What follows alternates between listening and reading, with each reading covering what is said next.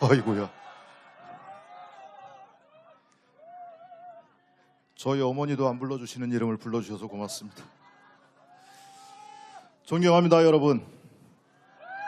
축복받으실 겁니다.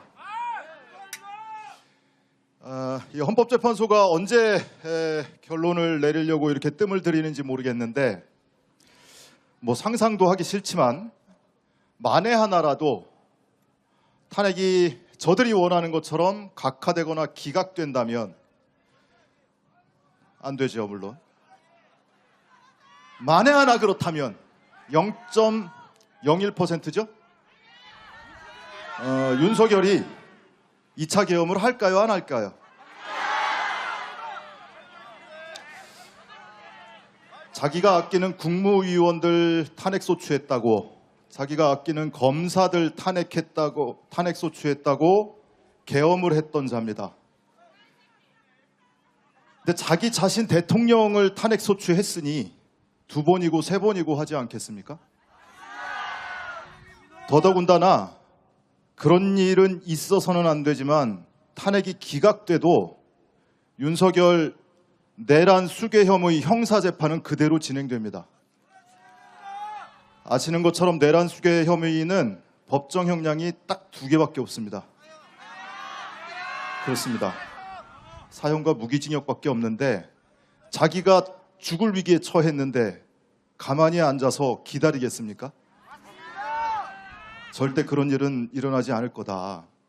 윤석열 측 그리고 국민의힘 의원들 2차 탄핵 가능성 그런 일 없어요 라고 강변하고 있는데 과연 그럴까요?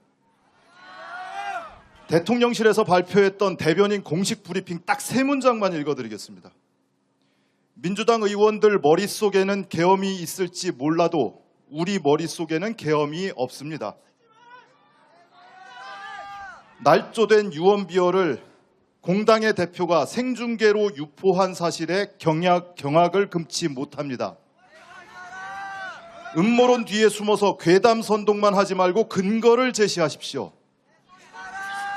이 대통령실의 브리핑은 최근 며칠 새 나온 것이 아니고 작년 12월 3일 계엄 선포 전에 나온 것이었습니다. 입에 침도 안 바르고 이렇게 거짓말을 하더니 뒤에서 무슨 짓을 하고 있었습니까?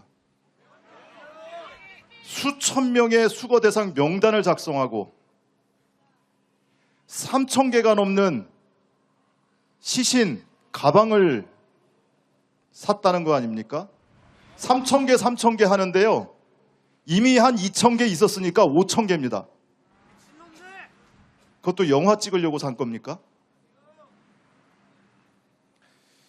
그런데도 2차 계엄이 괴담이라고 합니다. 이거 막을 수 있는 사람 대한민국에 딱 8명 있습니다. 여러분들의 간절한 마음을 담아서 그 이름 한 명 한 명 불러보겠습니다. 제가 먼저 부르면 여러분 함께 불러주십시오. 문형배! 이미선! 김형두! 정정미! 정형식! 김복형! 조한창! 정계선! 내란 수괴 윤석열을 즉각 파면하라!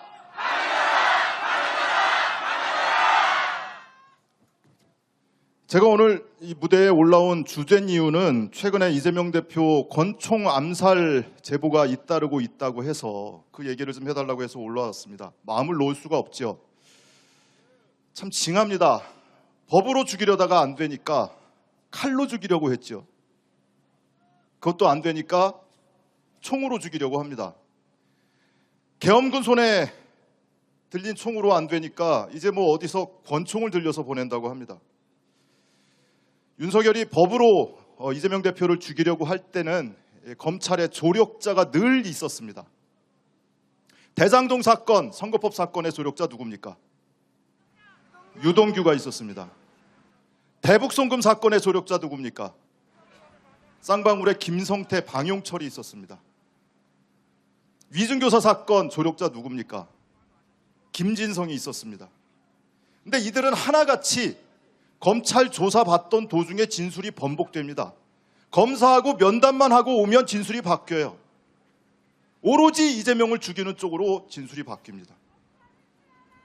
그 결과 이 조력자들은 하나같이 검찰에서 엄청난 혜택을 받습니다. 더 중한 죄는 아예 기소도 안 되고요. 형량 구형을 할 때는 제발 선처 좀 해달라고 검사가 판사에게 호소를 합니다. 그 결과 보석, 집행유예로 줄줄이 풀려나서 활보하고 있고요.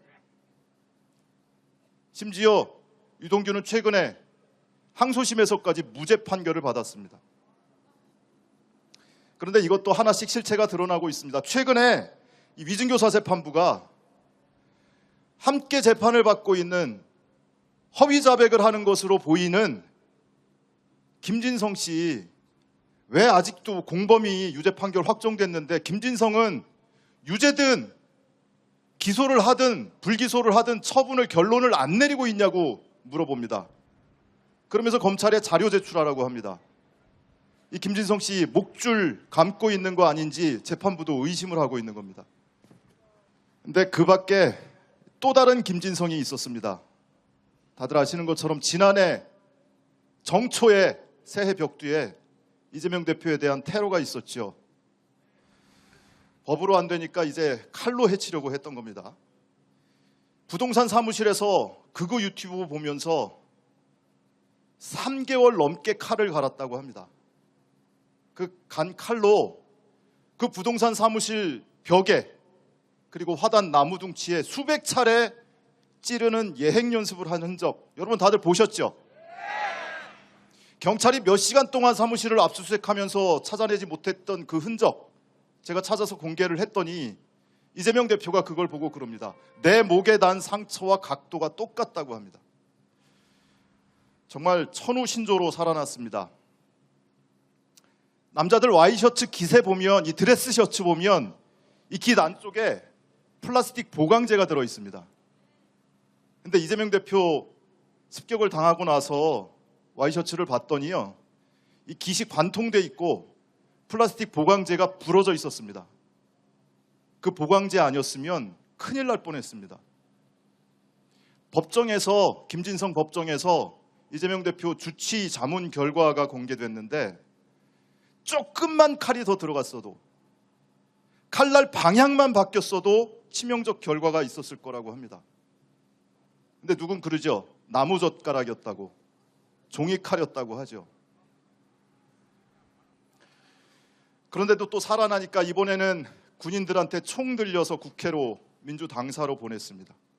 그것마저 실패하니까 이번에는 권총을 들려서 누굴 보내겠다고 합니다. 그런데요, 이재명 안 죽습니다.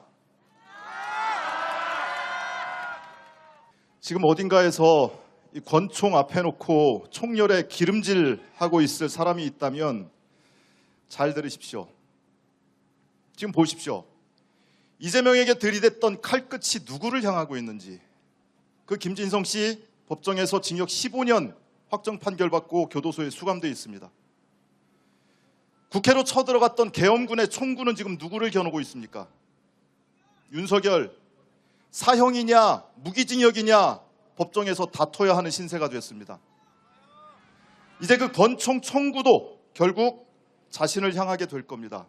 이재명 안 죽습니다. 자, 이 대표에 대한 이 암살 시도를 막으려면 우리도 협조를 해야 됩니다. 이 대표 만났다고 반갑다고 막 뛰어가서 사진 찍자고 사인해달라고 좀 자제하죠. 한동안 한 발짝 좀 떨어져서 박수치고 응원을 보내도록 하죠. 그 사이에 누가 끼어있을지 모르지 않습니까? 김진성도 내가 이재명이라고 쓰여진 왕관을 쓰고 접근을 했습니다. 자, 그러면 이재명 대표가 시민들하고의 접점이 좁아지지 않습니까? 그 공백을 우리가 메워줄 수 있지 않겠습니까? 좋은 뉴스 기사 보면 좋아요라도 한번 누르고 1초도 안 걸립니다. 지인들한테 공유라도 해주고, 그리고 우리 이렇게 한자리에 모여서 서로서로에게 힘이 돼주면 되지 않겠습니까? 이렇게 광장에 나와서 함께 소리라도 지르고 서로 응원을 해줬으면 좋겠습니다. 구호로 마치겠습니다. 이재명 암살 시도를 중단하라! 내란 속의 윤석열을 당장 파면하라!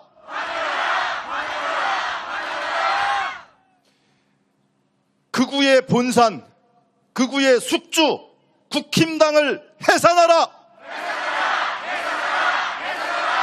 국민이 이깁니다. 감사합니다. 네, 빨간 아재님께 다시 한번 큰 박수 부탁드리겠습니다.